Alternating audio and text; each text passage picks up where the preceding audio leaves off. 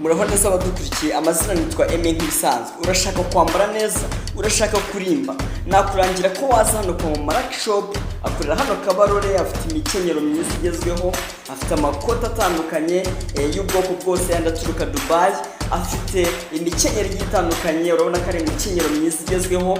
Wowe ushaka kuba wajya mu makwe mu birori bitandukanye ndetse nabo mu makwe ntitwabibagiwe, udutimba turahari tugiye dutandukanye, kandi ntago ari udutimba gusa, ntago n'abagabo twabibagiwe, tubafitiye amakoti agezweho.